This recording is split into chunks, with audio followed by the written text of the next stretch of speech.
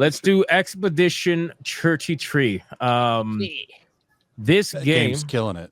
Is unbelievable. Okay. First off, this number almost hit 100K, which is wild considering. Yeah. Probably gonna pass 100K tomorrow, I gotta imagine, but I guess we'll see. There's a lot of conversation going on about this game. It was all positive. All of it was positive. Not a single person that I knew of was talking bad about this game up until today. I don't know what happened, but all of a sudden, you know what happened. Certain creatures. You don't know what happened. It's almost is it racist? It's not a fucking grit. It was sexist. It's sexist, right? It's sarcasm. God damn it! Obviously, I know what happened. So certain creatures on the internet decided to come together and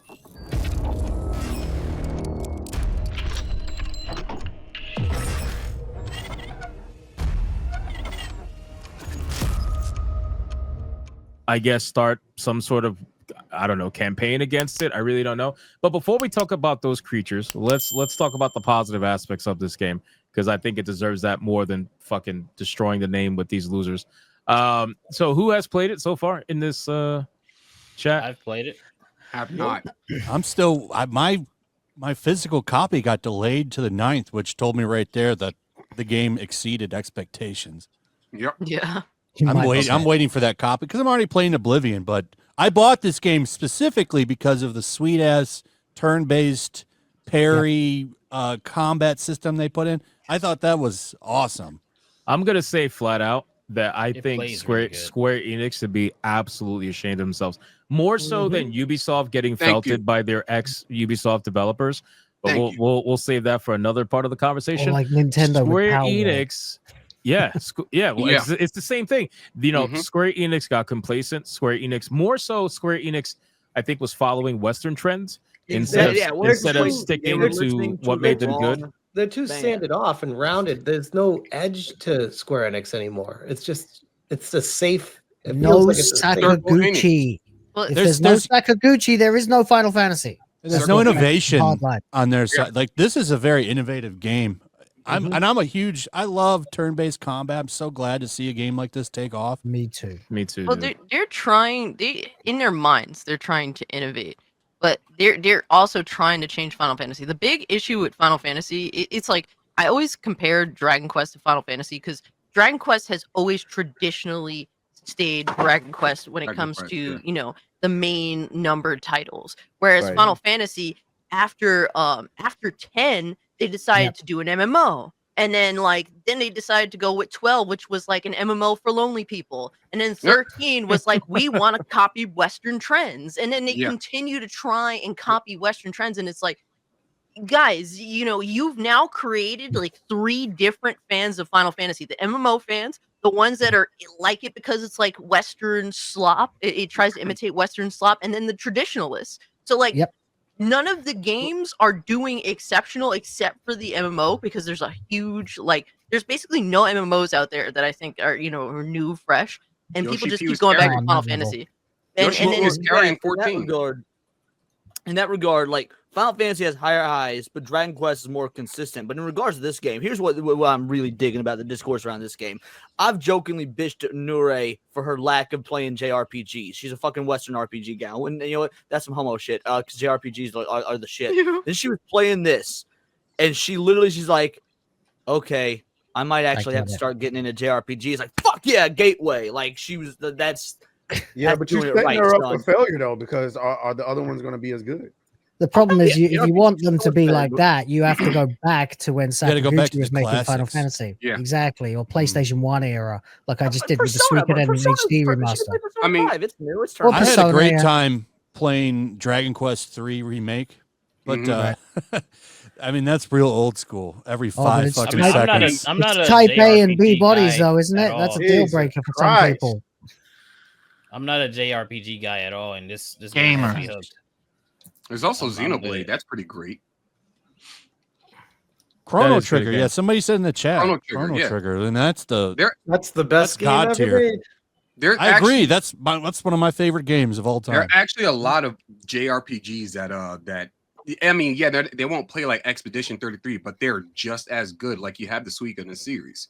You have You have Breath of Fire. You have Shining Force. Like there are a lot of Phantasy Star, a lot of different like RPG series out there that a lot of people just sleep on just because they weren't made today. Bring back Grandia. But this game shows that there is a hunger and a market for that. And frankly, look, as much as I love my Japanese content, I'm tired of seeing the West suck balls. And so when you see something like this and it shows, oh wait, we still got it. We can still do shit. Like this is innovative in the way that it takes from the East, but it's still very much a Western game. And I mean that in like the golden age of Western gaming from like the mid 2000s, where we knew what we were doing. Yep. So like when they were gonna make the way the Final Fantasy series went, obviously after they planned to make 9, 10, 11 back to back, they made the movie bombed, then it cost Sakaguchi, the creator of the series, his job. But then after that, Square Enix, after they merged, spent the rest of the time trying to turn the Final Fantasy series into fucking movies and forgot what made them great in the first place. So when I saw this, I thought, holy shit, it's a modern sort of AAA-esque looking turn-based RPG that doesn't look like it's for kids or people with very niche tastes. I can't believe this fucking exists. This is where Final Fantasy should have gone instead of doing what they did. So that's why I've been saying, man. This is the Final Fantasy that we never got. Exactly. And it's so sad because the entire time I'm playing this, I'm like, first off, this game's amazing. It really is. Like it. I have not seen such a mixture of so many different games put together that creates this incredible experience, which is, again, this game has Dark Souls elements or From Software elements, right?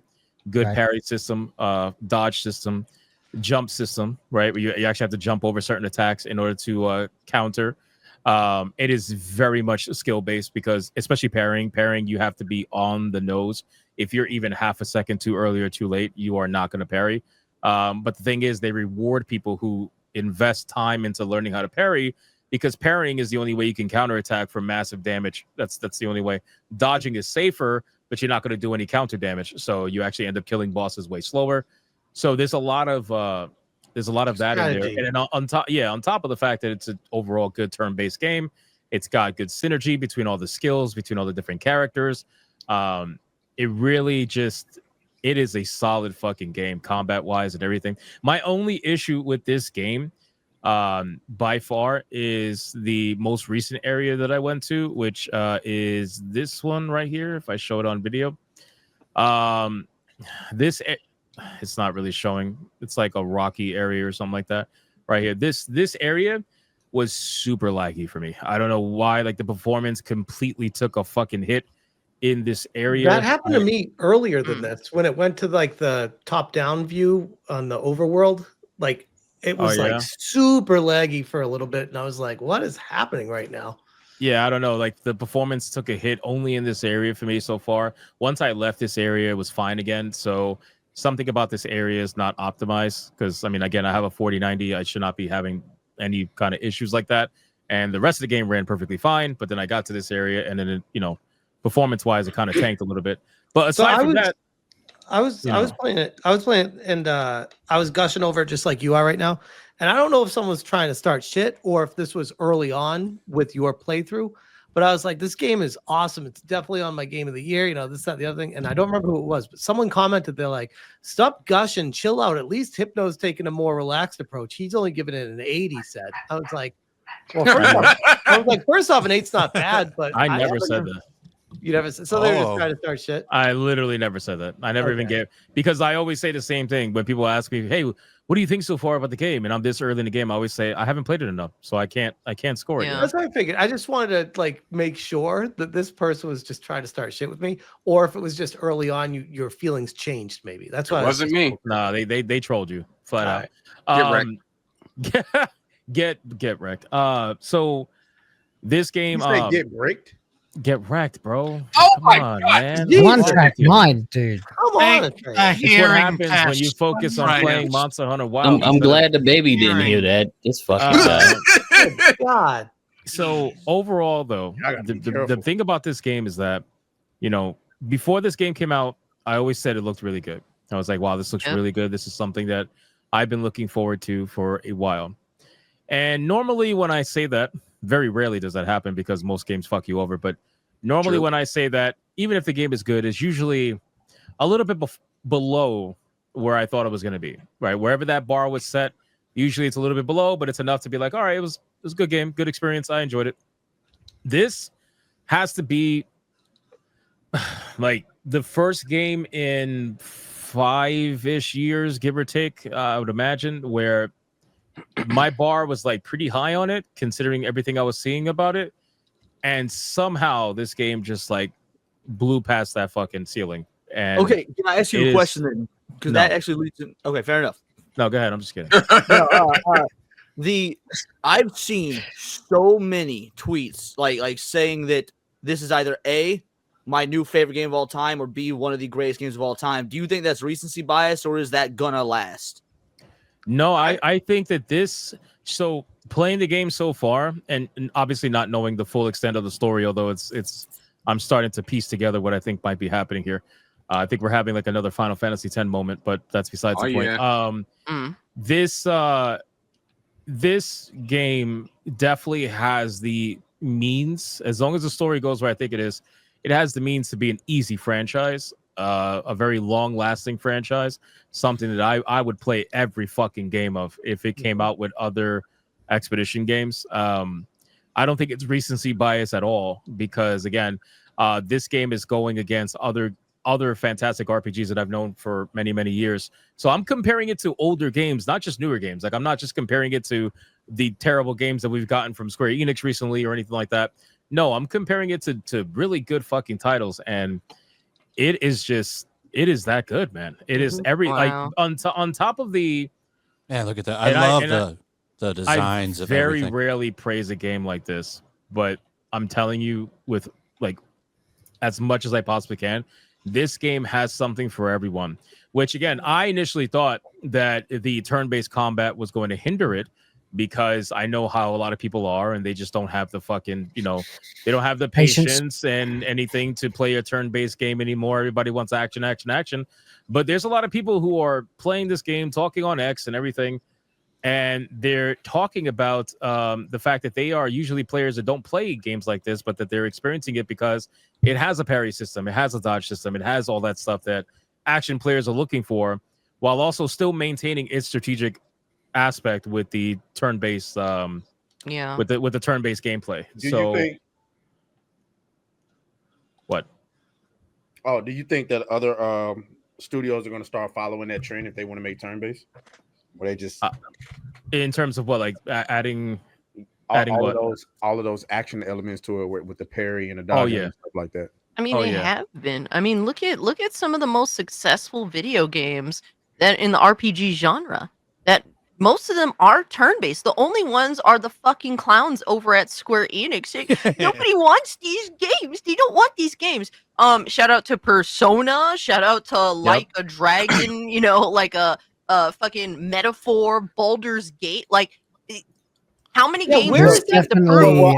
It's like a second renaissance. Where's that sentiment coming from? Is that the people that were saying, "Oh, America prefers the pronouns and America prefers the type A, type B"? No, it's is more that the so same normies. sentiment going to Square Enix with that? Like, oh, America prefers not turn-based. No, it's a lot of people in the West that are either 8th gen gamers, or they just never really played Japanese games in their life, and that just looking at Japanese games tends to just disgust them for whatever reason. Well, keep in mind is like Japanese games have kind of fallen off over the years, and a lot of people grew up on like a lot of these Western games when they were peak.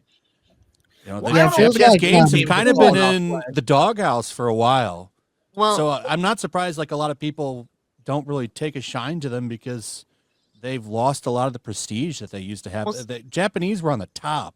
I can't explain why this happened, but after the PlayStation 1 era, which was like the renaissance of turn-based or the real Western push, thanks to Final Fantasy 7, by the end of PS2, they'd fallen off a cliff. It just didn't exist in the West anymore. I mean, and it was that quick, so it's before Gen 8. Like, the issue is that Square Enix was the forefront of turn-based JRPG games, and they really fell off 7th gen. Like they tripled down on Final Fantasy 13, like this Western copycat slop instead of like actually doing different things. Like I can't even. Was there even like a Dragon Quest game that came out during that time? They tried Blue Dragon. That didn't take off at all. I'm Like mad because Blue Dragon got was a bunch of good. Dragon Quest side quests or side games. You got things like Dragon Quest Builders or Dragon Quest. That was like DS. We got Dragon Quest 8 on PS2. Yeah. But no, but she was saying after that, like 8 was the last for a long time. 8 was the last one. Then you had basically you had a couple of fucking Dragon Quest spinoffs, but no main entries for like 10 years or some shit. Exactly. Correct. So You had like they were Grandia. faltering 7th gen big time. Yeah, you had like Grandia 2. I can think of Lord of the Rings: The Third Age. That's a which is underrated as shit, by the way. Third Age is a great game. Yeah, it's really good. And then they just sort of disappeared in the West. They just didn't make it. I don't know why. It seems like it was them that made the decision because I was looking for them, and loads of other people like me were looking for these games. You had Final Fantasy 10, 10-2, Grandia 2, Third Age, and then towards the end, Dragon Quest 8. Yeah, and I can't think of any others. I think that again, you can compare this game to any game of the past. I think what we're witnessing is a bit of a revolution in terms of turn-based games. I think that this game has proven that not only is there a fan base that is going to be all for this, the word of mouth is spreading like crazy. No matter how much George fucking asshole wants to try to stop it, it's it doesn't matter. Like this game has definitely revolutionized turn-based RPGs for a multitude of reasons. And keep in mind, a lot of the systems that are in this game are in other games. They may not be all together like it is here, but they are, they are in other games. There's been turn-based games that had parry systems before. There's been turn-based games that's had a lot of this shit, but Persona's probably, I would say, the most relevant one in comparison. Is it true that only? Is it true that only like 33 people made it? Sorry, Leon. Yep. Does anyone know if that's true? Like only 33 people made this game? Yes. Yeah. I mean, think about how much money they're going to make on this because it doesn't have all that bloat. Yep. Oh yeah. Right. Well, that's exactly. This is a double-A game, technically, isn't it? No, not even. No. Not even technically. Technically, not even. I don't think their budget's high enough, and their team isn't high enough. It might even this might even be considered damn near indie. I was gonna say it's borderline indie from the research I did. 33 people. It's a very small team. Which I is I like seeing them consider this to be so revolutionary because this is a high quality product with engaging systems that all come together to prove that you don't need a fucking 3,000 team, for Assassin's Creed shot. You don't need that shit, man. This game at all. This game looks good, plays good, sounds good. Looks good is an important part of that because they don't come out looking like this. Whenever JRPGs have been made by Square or whatever, they've called them Bravely Default when it should just be Final Fantasy or Octopath Traveler. These games are popular, or like I Am Setsuna or Child of Light, but they're niche. They're so indie that they don't have that sort of polished modern 3D look. This does, and that will be the difference maker. I am surprised that it's getting universal praise from players and journos because typically the journos have an agenda to push against success, especially breakout success from indie like Schedule 1. Well, but here's the dealio, Smash. This game was heavily promoted by Microsoft, so by that measure, the journals kind of have to go along with because this was one of the big 4 games they showcased at their recent showcase. So if they didn't put it on Game Pass day one, I wonder if there. I wonder the same thing. If Microsoft didn't go all in on hedging their bets on this, I bet you we would see what you're talking about with the journalists. Oh man, I wonder. Have y'all talked about the art direction yet? About how fucking beautiful this game is? Oh yeah, it is Like when you walk into I think it's called the Flying Waters area. That's where I'm at right now. My jaw was on the floor. Amazing. I'm like, Jesus Christ, dude! I stopped and looked up at the sky for like a minute on my stream. I'm like, this is like incredible. This, like, the art design on this game is fantastic. Yeah, it's beautiful, man. Like, give that guy a promotion. Like 33 people made this game look as good as it does, play as good as it does. Story is actually engaging, right? The characters are actually good. They don't look ugly either. All the characters look decent. It's like, bro, this is an example. Just make games like this. Like, I don't understand what the issue is with all these other people. Jada, do you remember when this game was first announced last year? Now, you may not be on the show yet, so maybe you don't remember, but like we covered this game when it was very first announced, and that was the general consensus among this whole panel was, holy shit, the character design isn't fugly and it's Western. Like that was one of the first things everyone on the panel noticed. And all the girls are attractive. All of them. Yep. There's like not one ugly girl in the entire game. It's amazing. And then again, this game, like I said, from the first trailer, like Leon said too, for the first trailer, I was like, there's something special here. I couldn't quite place it, but there was something about this game and the presentation. And again, there is a lot of attention to detail. It's fucking ridiculous how much details in this game. Every single, like the moment you select something on screen, the character reacts to it. Even if you're trying to go from one menu to another, the character's like, oh, okay. And then it's insane. Also, the comedy is actually good. Like there's comedy in this game that is not cringe and it's actually good. And the story is engaging to the point where this is one of the few RPGs that I played recently that I'm like, oh man, I really want to know what happens. Like I'm sitting here, I'm interested. You know those people. You ever watch a movie with people who won't shut the fuck up and they keep asking questions? That's me. Okay, that's how I am with movies. I'm terrible like that. That's how I was with this game. I was like, what's gonna happen here? What's this? What's that? And Smash was like, I thought you didn't want to know. In the chat, I'm like, shut up, Smash. Like I'm asking. Well, I mean, he prefaced it saying no spoilers, chat. Wait, what happens if what's gonna happen here? I'm like, shut up. That's kind of a good engaging game because you're actually thinking about what's coming next. It's I know. It's just funny how you followed it up after saying no spoilers. I know. The great thing about this game that makes it stand out is the fact that it's not afraid to have to be stylish. Like a lot of people think that Devil May Cry is overly eccentric. Good, because at least it stands out from everything else. This game is not afraid to stand out. Also, it's not afraid of blood. And you know what? It does it in a way that it's just they're not trying to make a massive statement. No, it's just uniquely embracing all these things that gamers want. Yeah, like the detail. Just really quick. The detail in the game. So you just saw it right there on screen, actually. So the detail is so good in this game that first off, your HP. Look how bloody she is. The HP. Your HP doesn't go up after every battle. So you have to heal either in the battle or using an elixir or go into the flag. So the lower your HP, the more blood is on the character. So there's actually like a significance to the blood being on the character, and it shows that these characters are. Yeah, I mean, it shows that they're battle hardened too. Like they just went through a battle. It also cleans up the heads-up display, so it doesn't fill the screen with all the shit. You can just look at the person. They let the detail talk instead of saying, "Hey, you're low HP." The OG Resident Evil method. You didn't have fucking HUD. How the character walked indicated your health. Like the game that made me truly appreciate that was Ghost of Tsushima, where instead of having like a little map on the screen that tells you where everything is, the fucking wind blows and tell you where it is. So when you have something like the more you can clean up the HUD, the better. Especially when you talk about this modern stuff where I guess graphical fidelity is. I don't know if that's important, but like the art style is most important nowadays. So when you go into a game and you look at it and it's beautiful, like you guys say it is, I don't want a fucking map in the top left corner of the screen blocking shit. I just want to go in. I shouldn't have to put it in picture mode or photo mode to look at how beautiful your game is. So I mean that's always appreciated. Well, what I've learned too with the heads-up display having a mini map, it can actually detract from the overall experience of the game because I find myself just watching the map where I'm walking instead of paying attention to the world and trying to remember where I am.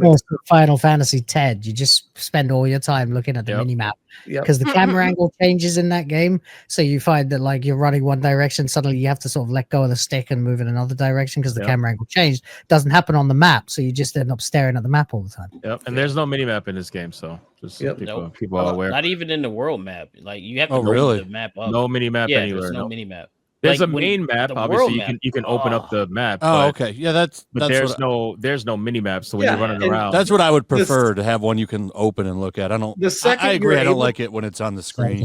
The second you're able to open that map, it is a massive map. I was like, damn! I thought this was a 30-hour game. Like it's a huge map. And this game too, even though it technically is a semi-linear game, it's not like open world.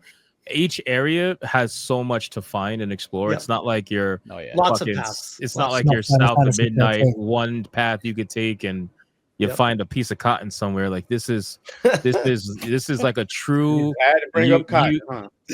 There's cotton in the fucking game. It's not my That's what fault. they pick cotton in the game. Oh, I'm it's sorry, not our fault. floof. It's floof. I'm sorry. Floof. But no, this game seriously rewards exploration very well. And one of the things I talked positively about Avowed was its ability for like the exploration was very good in Avowed.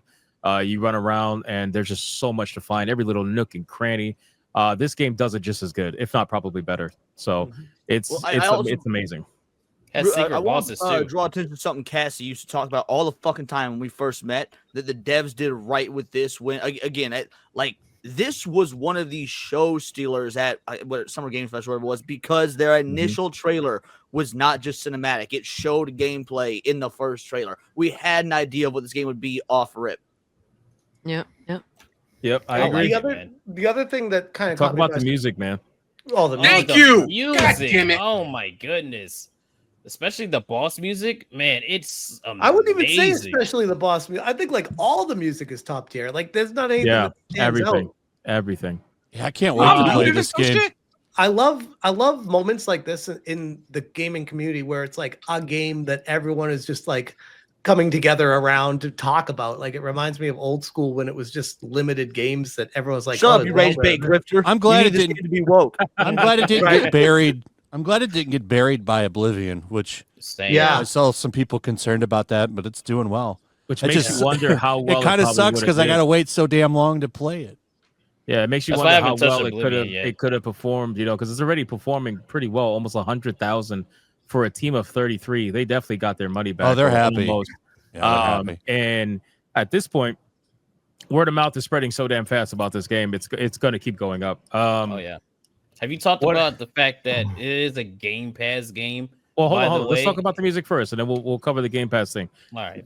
So the music. When I was reviewing South to Midnight, one of the positives about there wasn't many, but one of the positives was the music.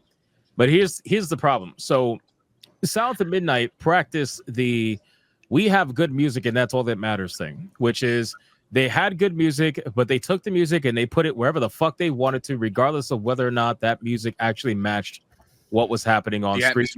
They didn't care. They weren't trying to create, good atmosphere through most of what was happening on screen. This game not only has amazing music, but then puts it in it matches everything that's happening. They set the tone. They set the overall atmosphere with the music. Everything matches in this game perfectly. If it's a playful moment, they got the playful music with the gestuals and stuff like that. If it's a serious moment, it turns serious. You hear it. It is incredible. This has some of the best music that I've heard, and obviously it's French, so a lot of the lyrics are French or whatever. But which is unfortunate. Yeah, but it's pretty good. I actually like the lyrics not being in English because it kind of Japanese lyrics also not in English. That was a joke. Gotcha. Like the joke I was making was that I like most of my like fucking music library is either video game music or Japanese music. Yeah. But I always dunk on the French because they're French. That's it. Yeah. Oh yeah, sorry. As a Brit, fuck the French, but Right. That's all I was saying. It's kind of like with Shadows too. Shadows, there was some parts where Shadows had interesting music, but then it would just throw it into the fucking random what the whole Naue boss battle, the Tarantino wannabe shit. Like it just completely didn't match what was happening. Right. But this game does not suffer from that. Everything matches perfectly, and they did a great job. So. Let's talk about the Game Pass thing. So this game is another Game Pass narrative destroyer, proving that good games will always be taken home by people, whereas bad games go to die on Game Pass, basically. Because what Game Pass has allowed these bad video games to try to be in the same conversation as the good video games, where they will try to say, well, yeah, copy sold. I don't really know what that's about, but we got 1 million players engaged though, so that's got to count for something, right? Whereas games like this, this developer they didn't hit a million sales. They just announced they did 500,000 sales. They still announced it though. They didn't say 1 million players engaged, 2 million players engaged. No, they said we got 500,000 copies sold. It almost makes you 2 million brains harvested. Sorry, right? 3 million people have commented on the game. Plugged into the matrix. 500 million views on one post. And just to put into perspective, guys, if you go into GameStop and you pick up Assassin's Creed, you are now a player. So basically, if you look at it on the shelf, you are a player. 700 billion people know about this game. If you tweeted about this game, you're a player. Real quick, we have like a direct comparison that is fascinating because when Compulsion Games came out with South of Midnight, the excuse that people shilling for it were using was, oh, it's because of Game Pass, that it only has a max all-time concurrent player count of 1,438 people. That's ridiculous. That's what they try to say. They're like, hey, and we never picked up on the fact that, remember, Stalker came out and that had over 100,000, and that came out on Game Pass. So it's obviously doing well on other platforms. Like I said, it was. I pre-ordered it like a week and a half before it came out, I think. Right. And I mean, I didn't get it. It's delayed. They didn't have enough, so which selling out. By the way, not one but two narrative destroyers came out within the same week or so, because you have Oblivion. There's also a Game Pass Day 1 game. Yep. And then you have this game. It passed 200,000. It finally did. Did do that today? I knew it would this weekend. I'll show you right now. I have it up. Look. Because I know yesterday it was at 170, right? 170,000. 205. I bet you could almost even probably see it hit 250 by tonight. Yeah, because all these people. This is a huge night for gaming. What helps with this game is it's so fucking long, so many hours that it's gonna keep a concurrent high for a while. Yep. Correct. Yeah, I've just been fucking around and exploring. I haven't even done anything. Let's stay on expedition. Let's stay on expedition. So look at that. But overall, this game has proven that bad games go to die on Game Pass. That's obvious. And they're trying to use Game Pass as an excuse. So, and they'll try to say, oh well, I don't even think some of the people that have been commenting on my channel don't even realize this is a Game Pass game half of the time, because I'll be arguing with people and then they'll be like, well, those games were on Game Pass, so that's why. And I'm like, well, this is too. And then you never hear from them again, right? Yeah. And then Oblivion proved it as well. So if people, again, I keep telling people, man, you will use the analogy of, it doesn't matter, bro. If people want to rent your game, if you're the one that's the most rented game, nobody fucking cares, bro. Right? If you are a game that people actually want to take home, they will take home, they will buy your game. And like Atreus said, Stalker proved that as well. There's been a couple of games that have come out on Game Pass Day 1 that have proved that. Starfield, I think, is another one as well. Doom is going to prove that. I mean, Doom is going to prove Doom's that. Going to go crazy. I mean, the reality is, it's like, look, man, if you don't actually go out of your way to buy something that you're talking up, you're talking a big game about, if you don't care enough to buy it, then what the fuck does that even mean? Like, what does your word even mean? Like, that's really all that matters at the end of the day. If anything, Game Pass is kind of just exposing, really, if people actually care about the shit that they're, defending or not. Exactly. If you cared about, like, you got Khalif Adams out there talking about South of Midnight is for the culture. This is a win. Bitch, he's begging for 1,400 people played it. and he's begging for a fucking review code. Fucking loser. I just got to. This doesn't make any sense. This is what that I'm guy saying. Loves the beg. Somebody right here, Iron Lance. South of Midnight is a new IP. To be honest, what do you think this is? See, that's the thing. That's the thing. That's what I'm talking. That's what we're talking about right there. Joke. Like, I hope that this game is this. I think this is their first game. By the way, I think this is their first game. Yeah, they opened their studio in 2020. Iron Lance, you're getting double the fucking whammy on that comment, because not only is this game doing wild numbers, you also got a movie that's a new IP that's doing great. Yep. Off of fucking Sinners. Exactly, Sinners. Off of fucking word of mouth. By the way, the very low second weekend drop for that movie, which is amazing. Really good. Great. Yeah, I love seeing that movie do well, because we need. I want more original shit. Yeah, tired of all these franchises and remakes and reboots. Which is probably why I'm so like, I guess I don't know. I really want the soundtrack. Yeah. I'm hoping they do like a soundtrack vinyl because I'll buy the second vinyl. Stick to the game. Are they? Don't, Can I pre-order that? Don't switch the topic. Switch the game. Well, even this game, I would buy a vinyl for Expedition 33. It's fucking great. The music is amazing. Yeah, and Again, it kind of proves too that this is a studio of 33 people. But remember, these are industry veterans. These are people that left mostly Ubisoft, but they left other studios. Oh, I didn't know that. Because they wanted to. Hey, that makes this even better. Yep. Yeah. Here's how you can prove the DEI behind the scenes is far worse than actually being like. Of course, we all don't like forced diversity and shit in our games, but these are industry vets that probably got laid off or lost their jobs or whatever, and Ubisoft decided to hire a bunch of they, thems, or pronouns in the bios, or fucking black people. Or these people saw Ubisoft hiring those people and were like, "We're fucking out of here. I can't work at this place anymore." Yeah, like the professor. Yeah, exactly. You know what they're not going to like though? Have you seen the team, the team behind this game? Yeah, they're all white. No blue hair, no purple hair. They are all normal and they haven't bitched about that. I'm surprised. I'm surprised there's no article saying they're like culturally appropriating Japan's culture and shit. This is what we talked about. If Microsoft if they didn't have that day one Game Pass deal signed, that's what they'd be going after right now. Because you remember the shit that they gave the Ghost of Tsushima crew. Oh yeah, that's all white men. Remember that? Remember the guy playing the 33 flute? people, 6 females. I mean, like honestly, you got to call out the weirdos that call themselves, right wing or. We gotta talk about that on our. Yeah, because they're the ones bitching that apparently 20% of the NPCs in this game are black, and it's like, God, that was can you guys be any more fucking retarded? Like you sitting down and taking the time to count out the black NPCs. Crazy. The fucking spreadsheet. There was 10 in this area. Who plays a game and thinks like that though? Like that didn't get into my mind.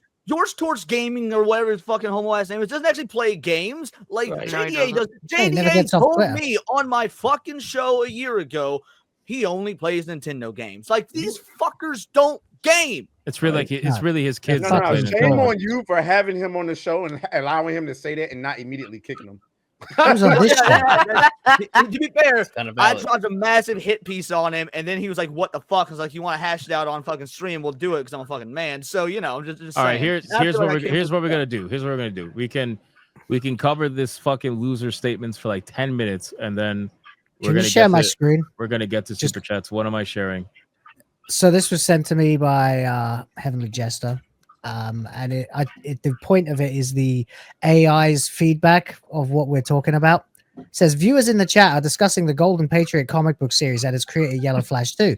They are joking about Smash, the resident normie in the chat, and his lack of knowledge about comics and gaming. Oh man, AI is based.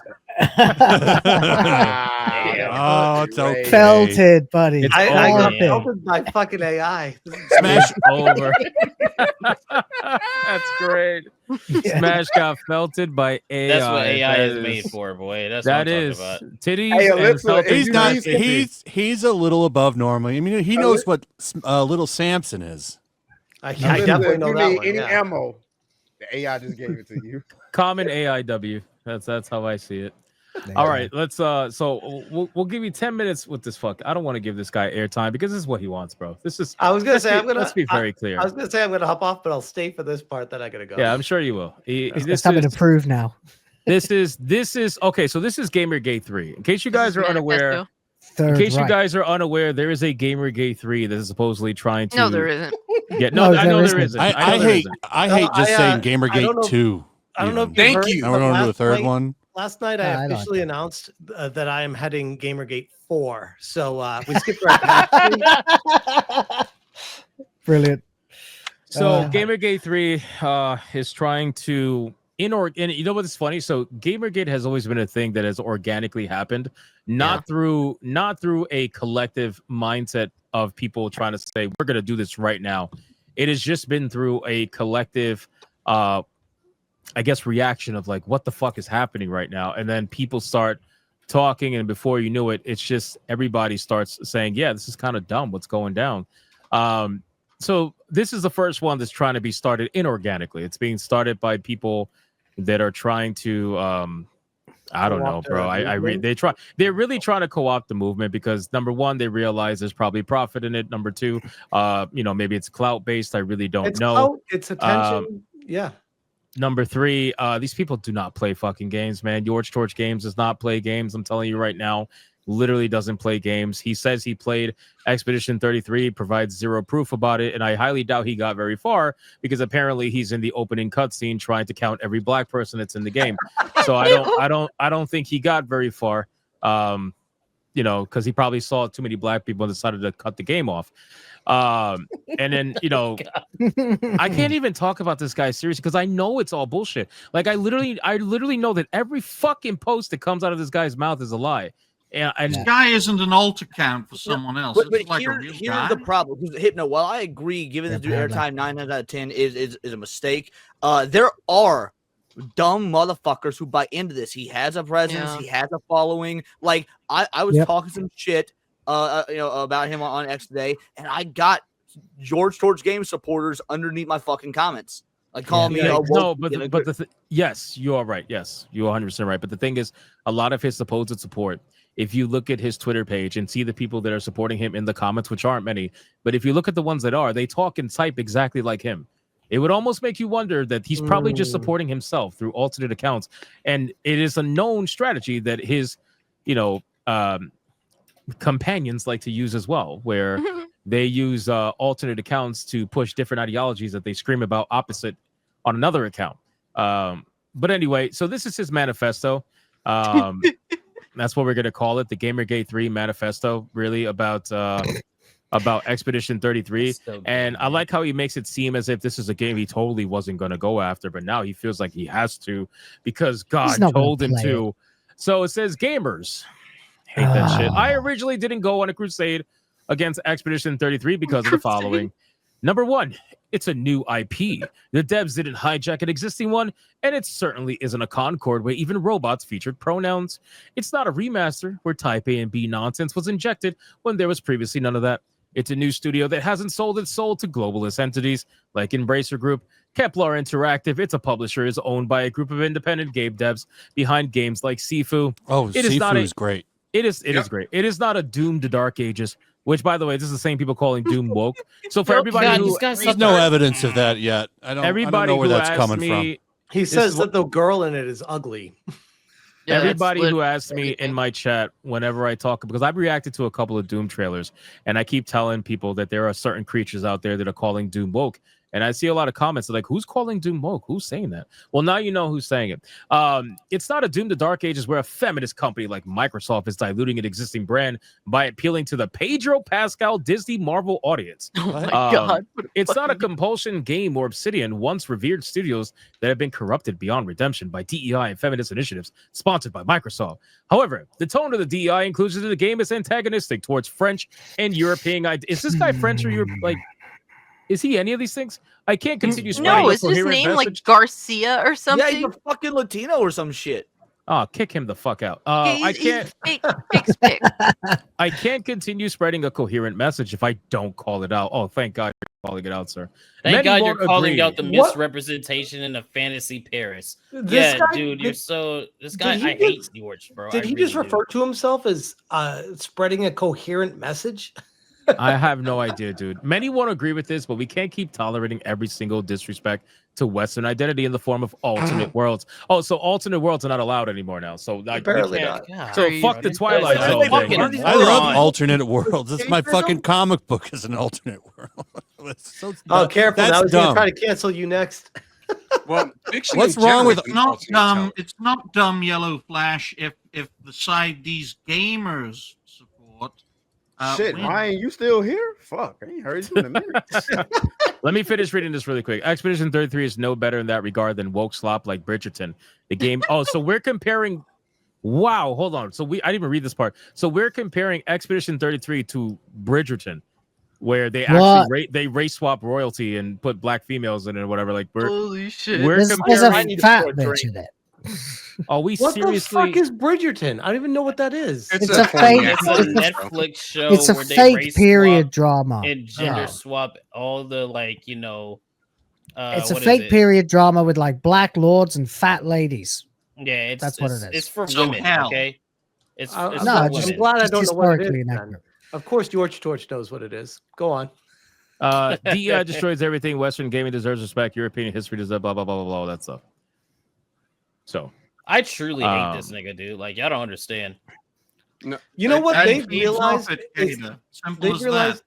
Well, hold on. They realized that they are useless and provide no redeeming qualities. So they have decided to now co-opt the side that nobody cares about to try to get any stragglers to just go against the grain on whatever it is, because there'll always be some people to gravitate towards going against the grain, even if it doesn't make it. this guy is perfect for people that are just looking for like bias, like confirming bias, Bias, like yeah. bias confirmation. Yeah. That's really like this guy is perfect for that. So if you're looking for anybody who's just gonna flat out just say exactly what you want to hear, like this is who it is. Yeah. And he's saying it to the point where it doesn't even make sense. Half the shit that he's talking about, that like why, and then people try to say, well, you're not what do they say? You're not combating any of his concerns. What concerns? He said nothing here. He said absolutely nothing here other than the game is woke because I said so. And that's the problem that a lot of people, that's the problem Yeah. that a lot of people run into when it comes to dealing with these kinds of individuals. It's like you give them airtime knowing that they provide nothing to you. Stop it. This is why I didn't get want to it. cover Oh, it, well, I understand. Like, I understand the idea of somebody, taking someone else's words and twisting it into their own narrative. That's something to combat. But these are people that don't fight for you. These are people, like, the best you can do as a gamer is vote with your wallet. Let these people fade into obscurity, because obviously Expedition is doing great despite them being, the way that they are. Every game that they've tried to boycott has succeeded. I'm almost It's wondering. about a narrative. It's about controlling a narrative. Because then when you got motherfuckers, Not like everything's a George fight, Torch Leon. No, but I think this should be, because you got motherfuckers like Paul Tassi who are inherently going to say, look at your source games, and then look at a fucking tweet or a video from Hypno and write a fucking Forbes article about both of them as if Hypno and your source are the same. And I can attest to what Leon is saying, because I saw a post recently condemning both Smash JT and Discount Smash JT. That's what I call. Well, I mean, I was actually gonna. Who's Discount Smash JT? Yeah, looks just like you, for fuck's sake. Your Smash cheated, TJ. They put you together in the same conversation or something. Yes, along with Varadoc and a few others. I think Grums was on there too. Oh, I saw that post. Yeah. Varidark, I think, was on there. So Leon is absolutely correct in this I assessment. agree. You see a commentator and you see a website pushing a narrative, appealing to the lowest common denominator, and whether we like it or not, still gaining support. So I do agree with Sheep City's perspective. The best way to put out this fire is to deny it the oxygen. It's as simple as that. From my I think it's I'm a very strong proponent of mocking and shaming. This is what we've been doing with woke, ideologically driven leftists for years now, and I'm going to treat these people exactly the same way. I will make fun of them. I will fucking use them as content. The last thing I want is to come off as, oh, you're being quiet because are you siding with them with your silence? No. I think that these guys are clowns, and I'm going to make fun of them. And just like they deserve to be made fun of. They deserve all of this. They deserve to be treated the same exact way that we've treated ideologically driven woke fucking leftists for the past 10 years, where we've been smiting them into oblivion. They deserve exactly the same treatment. They're all zealots, either for the left or for the apparent far right, which I was sure didn't exist until they started actually preaching like this. And we should just denounce all of it. Fuck it. Play games, make your own minds up, and that's all we need to do. Yeah, but he doesn't do that. That's the whole point. And there's people that will always say, well, this is just going to give people like Mighty Keef and I don't know, Ackman or whoever ammo. It's like, bro, they only ever reference these people because they know they're the retards. They barely reference anybody else. They stopped bothering me for a long time. They don't reference anybody else except the fucking JDAs, the Yorches, and occasionally like I guess Judd Roberts or whatever. Like they only reference, especially those two. They only reference them, and then they paint everybody with a blanket brush. And I was just about to Melanie Mac. They got the whole group together. Go, Trez, go. Let a trace talk. I was just about to bring that up with the whole idea of some of them trying to refer to the fact that we're quote unquote fracturing. But actually, I'm glad that you brought up the Mighty Keith because, you know, Keith just recently alluded to the possibility of appearing on one of our shows. So they might use that publicly, but they understand. And the reason why they're not going after Hypnotic anymore or Smash JT anymore is because they understand, okay, maybe these guys aren't as crazy as I thought if they're willing to call out people that was you know, in their space for a minute. You know what I'm saying? Because we've been roasting Backhole for a minute. You know what I'm saying? We roasting your torch. I don't even bother. That's the thing. This is the first time I've talked about it, I think, in like since the Gamergate stuff, to be honest with you. It's been months. Like, because I really don't fucking care about I think zero about these guys. The only time I ever see anything about them is when one of you fucking quote tweet him. That's literally the only time. And that's exactly what he wants. He wants you to quote tweet him every single time because he doesn't have a successful YouTube channel, and the only revenue he's getting is from Twitter. That's literally it. It's like, I mean, he couldn't be making more than $30 a month. Like, is it worth it? Look, I will say this: if you're gonna mock and shame and make fun of these people, do it responsibly. Screenshot what they're saying and post it and make fun of them. That's what I choose to do as much as possible. Good point. Fucking grifter. I don't. These dudes have gotten so insane that homo ass what's the fuckers dudes Kate Bush's ex-husband has been liking my tweets. Motherfuckers been ideologically opposed to everybody on SMH to try to cancel all of our shows, and he is now liking my tweets from that word. Damn, man, we just passed 1,000 watching. I've been over 1,000 for a while. We've been like, over there. To be real, I'm 35 fucking years old. I just got married. I have very little care about a bunch of weird ass niggas online complaining about shit that they ain't got shit to do with in the first fucking place. I'm not sitting here like I can mock and shame all day, every day, but that's not productive to me. I'd rather just go buy the games I want to play, mind my fucking business. They're not gonna create any kind of drama that's going to affect how I enjoy my games. That's how I see it. Well, that's great for you, nigga, but I got to roast these niggas. I'm sorry. and not only that, Obsidian, but I think it does affect you. And here's why. Because you remember, like, people like Square Enix, people like Capcom to a degree, Koei Tecmo, all these folks have actually listened to the Kotakus, to the Paul Tassis, individuals like that. And so if we start getting mulled up as being the same as them, the fucking Square Enix is going to be like, oh, we're not going to course correct. We're not going to write the shit. We're going to keep making these homo ass games because that's, you know, we're a fringe minority or we're not actually playing it, whatever it may be. So no, we've got to ostracize these fuckers because that they could actively, you know, in the long run, ruin gaming if these companies are listening to them because or actively going out of the way to not listen to them, I should say. I say let them ruin gaming. For me, yeah, I agree. For me, it's the alt account really opened my eyes. Like, I think when that whole thing was revealed, was when I said, you know, I'm fucking done. Like, this is obviously just meant to just cause controversy for the sake of controversy.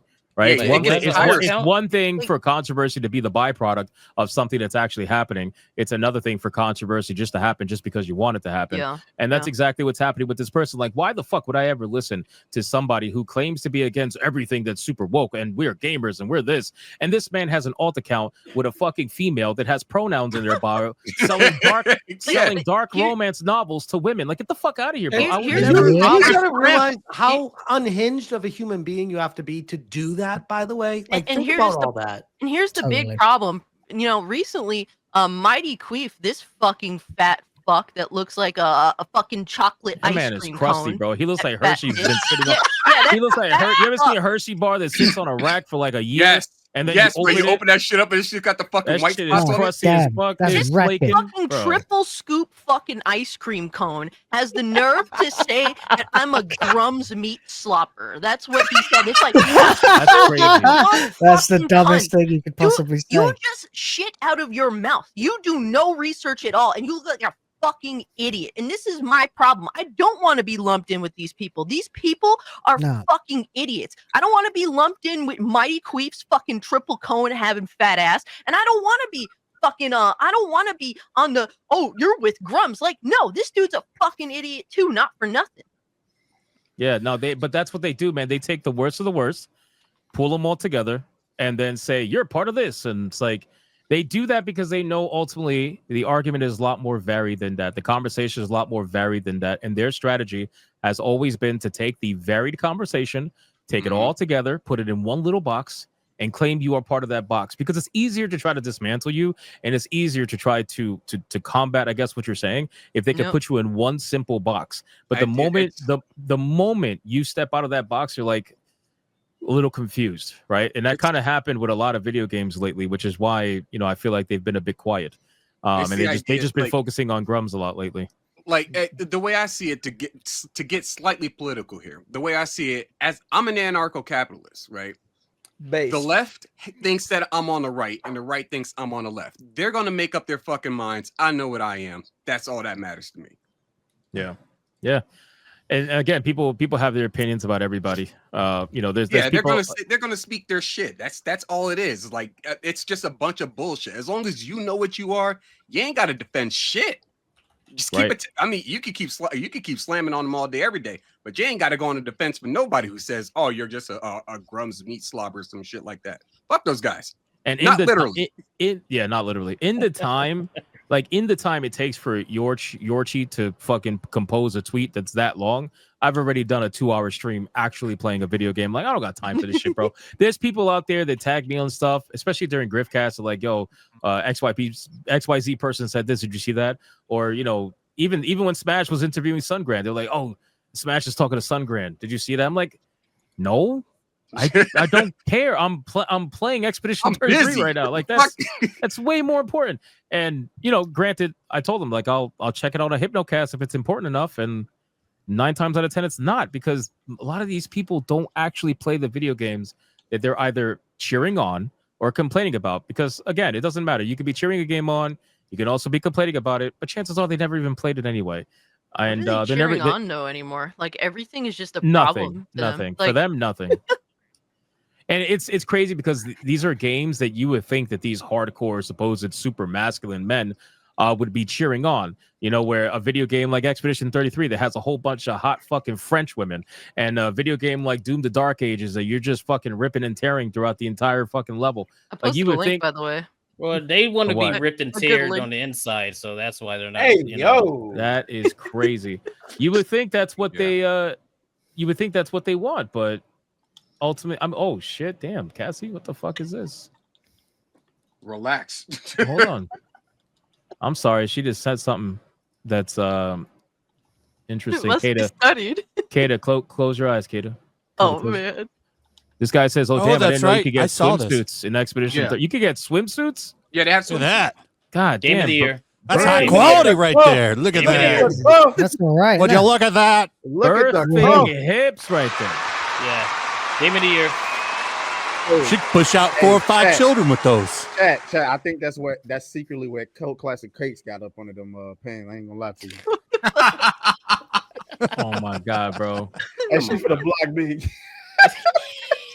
Bro, I'm surprised she hasn't already. And I'm finna block you. What the fuck? Lune definitely is. She's an interesting character. She's an interesting character for sure. Did you see the one I shared? It's not related to the game, but it's just fucking funny. No, let me see. Oh no, what the fuck is this, bro? Apparently, Rachel Zegler is now so felted that she's doing the Mercante special. Rachel Zegler is so felted she's doing her Mercante special. The ratchet fucking strung out naked selfie. She had to put that out. Selfie. She had to put that out because they've been putting pictures of her out moping. And she looks really looks like depressed. You think she's looking into 2 different phones? Yes. Yeah. Oh my god. Bro, both her eyes are in 2 different alternate realities. What the fuck is going on? It's like the same exact fucking pose. It's the same position, the same fucking knackered, battered look that Mercante had in that one. I mean, respectfully though, still would. I'm not gonna lie though. I'm sorry. You could judge me later. Doesn't matter. You know. I mean, they're easy now. She can only see half of me. It doesn't matter. There's worse options out there for sure. She looks drunk. She looks drunk, that's assuming she knows where. That's assuming she can even locate you in the first place. True. Right. True. You know, she's looking for work, so she'll let you.